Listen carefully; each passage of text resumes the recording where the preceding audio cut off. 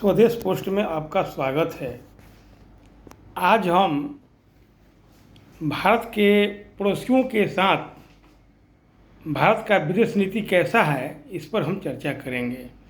मित्रों, आए दिन समाचार पत्रों में आप लोग सुनते होंगे, देखते होंगे, पढ़ते होंगे कि भारत का विदेश नीति बहुत मजबूत है। हालांकि ये सही बात है। एक संतुलित विदेश नीति भारत का है। यूरोपियन कंट्री से संबंध अच्छे हैं, अमेरिकन और अफ्रीकन कंट्री से भी संबंध अच्छे हैं, एशियाई कंट्री से भी संबंध अच्छे हैं। लेकिन एक जगह भारत सरकार की विदेश नीति मार खा रही है, वो हमारे पड़ोसियों से संबंध अच्छे नहीं हैं। पाकिस्तान हमारा परंपरागत दुश्मन है, वो तो ठीक है।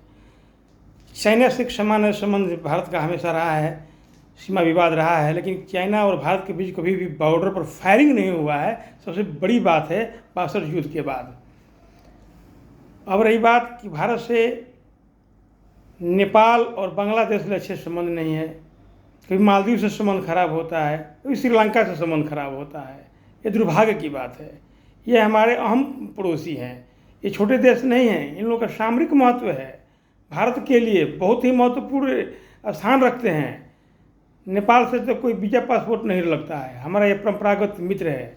सामाजिक, धार्मिक, पौराणिक, सांस्कृतिक संबंध रहा है नेपाल से। नेपाल की नई सरकार अगर चीन से पराजित होकर उल्टा पुल्टा बयान देती है तो समझना चाहिए उन्हें कि उसे चीन की तरफ झुकाव होने से नहीं होगा। चीन और नेपाल में किसी तरह का कोई सामाजिक, भौगोलिक, सांस्कृतिक संबंध नहीं हो सकता है।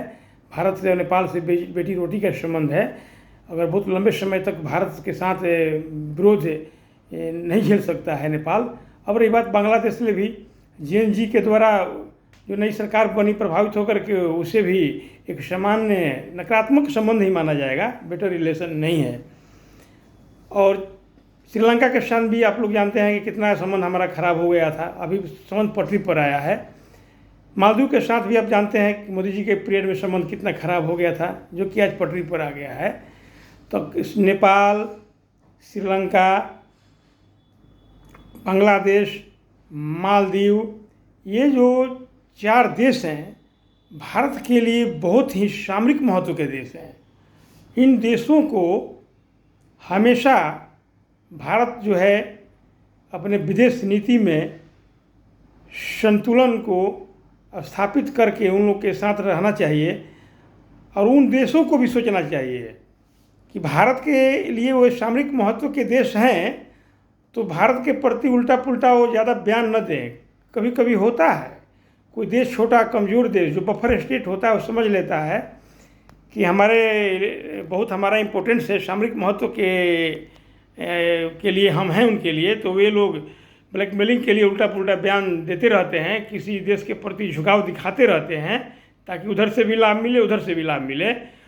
तो नेपाल, बांग्लादेश, श्रीलंका और मालदीव की सरकार को और वहाँ की जनता को भी समझना चाहिए कि भारत ले उनका सिर्फ राजनयिक संबंध ही नहीं है, उनका सांस्कृतिक, पौराणिक, ऐतिहासिक संबंध भी है। ऐसा संबंध उन लोगों को अन्य किसी देश के साथ नहीं है। यही नहीं, भारत के साथ इंडोनेशिया के भी सांस्कृतिक, पौराणिक और ऐतिहासिक संबंध है। यानी कि जितने भी पूर्वी एशिया के देश हैं, पूर्वी एशिया के देश भारत ले किसी न किसी रूप से प्राचीन काल में जुड़े हुए थे।